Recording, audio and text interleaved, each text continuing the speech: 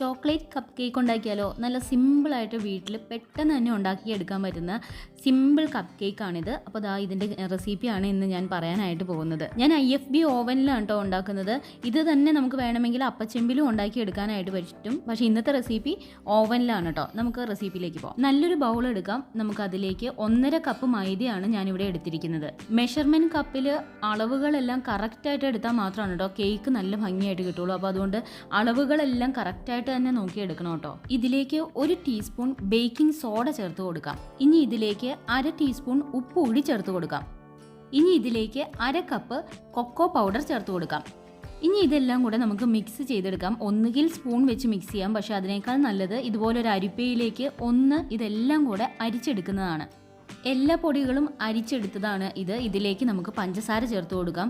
ഒന്നുകിൽ 1 കപ്പ് പൊടിച്ച പഞ്ചസാര ചേർത്ത് കൊടുക്കാം, അല്ലെങ്കിൽ പൊടിക്കാത്തതാണെങ്കിലും 1 കപ്പ് പഞ്ചസാര ചേർത്ത് കൊടുക്കാം. ഇനി ഇതിലേക്ക് നമുക്ക് ചെറിയൊരു ഫ്ലേവറിനൊക്കെ ആയിട്ട് കോഫി പൗഡർ ചേർത്ത് കൊടുക്കാം. ഒരു ടീസ്പൂൺ കോഫി പൗഡറാണ്, ഇൻസ്റ്റൻറ്റ് കോഫി പൗഡറാണ് ഞാനിവിടെ ചേർത്ത് കൊടുക്കുന്നത്. ഇനി ഇതെല്ലാം നമുക്ക് വിസ്ക് കൊണ്ട് നന്നായിട്ട് ഇളക്കി യോജിപ്പിച്ചെടുക്കാം. കട്ട കെട്ടാതെ നല്ലതുപോലെ ഇളക്കി യോജിപ്പിച്ചെടുക്കാം. ഇനി ഇതിലേക്ക് നമുക്ക് 1 കപ്പ് പാലോ അല്ലെങ്കിൽ 1 കപ്പ് ചെറു ചൂടുവെള്ളമോ ഒഴിച്ചു കൊടുക്കാം.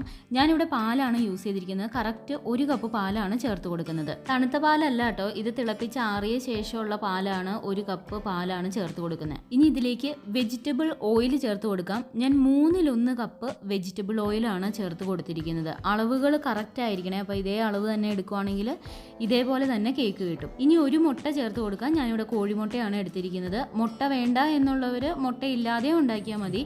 ഇത് ഞാൻ 1 മുട്ടയാണ് ചേർത്ത് കൊടുക്കുന്നത്. ഇനി നമുക്ക് വിനീഗർ ചേർത്ത് കൊടുക്കാം. 1 ടേബിൾ സ്പൂൺ വിനീഗറാണ് ഞാനിവിടെ ചേർത്ത് കൊടുത്തിരിക്കുന്നത്. ഏത് വിനാഗിരി വേണമെങ്കിലും നമുക്ക് ചേർത്ത് കൊടുക്കാം. പിന്നെ ഒത്തിരി പുളിയൊക്കെ ഉള്ളതാണെങ്കിൽ അതിനനുസരിച്ച് കുറച്ച് ചേർത്ത് കൊടുത്താൽ മതി. ഈ സമയത്ത് തന്നെ നമുക്ക് ഓവൻ ഒന്ന് പ്രീ ഹീറ്റ് ചെയ്യാം കേട്ടോ. പ്രീ ഹീറ്റ് എന്ന് പറയുന്ന ഓപ്ഷൻ ഉണ്ടെങ്കിൽ അതിൽ ക്ലിക്ക് ചെയ്യാം.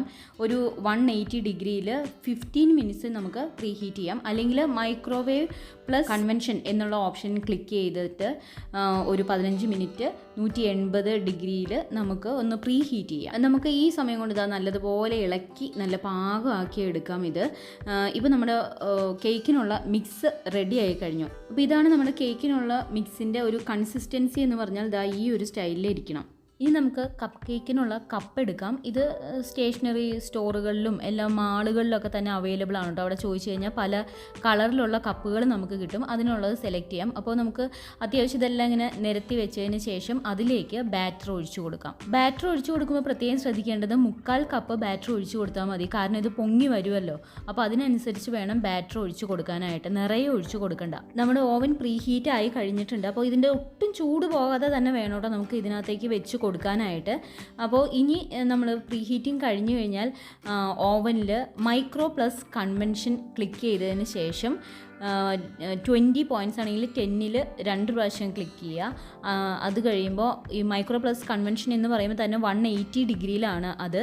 അങ്ങനെ നമുക്ക് ഒരു 20 മിനിറ്റ്സ് ബേക്ക് ചെയ്തെടുക്കും. മൈക്രോ പ്ലസ് കൺവെൻഷനിൽ 180 ഡിഗ്രി വെച്ചതിന് ശേഷം 20 മിനിറ്റ്സ് ആണ് ബേക്ക് ചെയ്യേണ്ടത്. പിന്നെ സ്റ്റാർട്ട് കൊടുത്തു കഴിഞ്ഞാൽ 20 മിനിറ്റ്സ് കഴിയുമ്പോൾ നമുക്കൊന്ന് ഇതിൻ്റെ പാകം നോക്കാം. ഏകദേശം 10 മിനിറ്റ്സ് കഴിഞ്ഞപ്പോഴേക്കും എന്താ നല്ലതുപോലെ പൊങ്ങി വന്നിട്ടുണ്ട്. അപ്പോൾ നമുക്ക് കുറച്ച് നേരം കൂടെ വെയിറ്റ് ചെയ്യാം. പിന്നെ ഇലക്ട്രിസിറ്റി വേരിയേഷൻ അനുസരിച്ച് പലപ്പോഴും കേക്കിൻ്റെ കാര്യത്തിൽ കുറച്ച് വേരിയേഷൻസ് വരാറുണ്ട് കേട്ടോ. ഇതാ നമ്മുടെ കേക്ക് ഇവിടെ റെഡി ആയി കഴിഞ്ഞു. കുത്തി നോക്കി, അപ്പോൾ നല്ല കറക്റ്റായിട്ട് വെന്ത് വന്നിട്ടുണ്ട്. അതുപോലെ തന്നെ നിങ്ങൾക്ക് ഒരു ടൂത്ത് പിക്ക് അങ്ങ് വെച്ചൊന്ന് കുത്തി നോക്കുവാണെങ്കിൽ കറക്റ്റായിട്ട് തന്നെ അറിയാനായിട്ട് പറ്റും വെന്തോന്ന്. പിന്നെ ഇതൊന്ന് ചൂടാറി കഴിയുമ്പോഴാണ് നമുക്ക് കുറച്ചും കൂടെ അതിൻ്റെ മനസ്സിലാവുക. ഞാൻ 2 ടൈപ്പിൽ ഉണ്ടാക്കുന്നുണ്ട് കേട്ടോ. ഇതിലേക്ക് കുറച്ച് ചെറി കൂടി ഇട്ട് കൊടുക്കുന്നുണ്ട്. അപ്പോൾ ഇതുപോലെ നമുക്ക് വേണമെങ്കിൽ ചെറി ഇട്ട് കൊടുക്കാം. അല്ലെങ്കിൽ ഇപ്പോൾ ഹാഫ് ബോയിലായി കഴിഞ്ഞതിന് ശേഷം ഇട്ട് കൊടുത്താലും ചെറിയ ഒത്തിരി താന്നു പോകാതെ മുകളിൽ തന്നെ നിന്നോളും. ആദ്യമൊക്കെ മറ്റേ സ്റ്റൈലിൽ ഉണ്ടാക്കിയെങ്കിലും പിന്നെ കുറച്ച് ചെറിയ ഇട്ടിട്ട് വേറെ കുറച്ചും കൂടെ ഞാൻ ഉണ്ടാക്കുക ചെയ്തത്.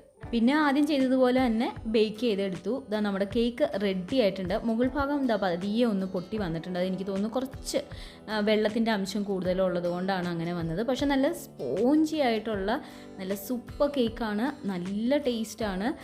നല്ല മധുരവും എല്ലാം ആവശ്യത്തിന് എല്ലാം കറക്റ്റായിട്ട് തന്നെ വന്നിട്ടുണ്ട്. അതുകൊണ്ടാണ് ഞാൻ ഈ നമ്മൾ ചേർക്കുന്ന കപ്പിൻ്റെ അളവുകളും എല്ലാം കറക്റ്റായിട്ട് തന്നെ എടുക്കണം എന്ന് പറയാൻ കാരണം കേക്ക് നല്ലതുപോലെ കിട്ടണം എന്നുണ്ടെങ്കിൽ അളവ് പ്രത്യേകം ശ്രദ്ധിക്കണം. അപ്പോൾ ഇതുപോലെ നല്ല സൂപ്പർ സൂപ്പർ റെസിപ്പീസുമായിട്ട് നമുക്ക് വീണ്ടും കാണാം.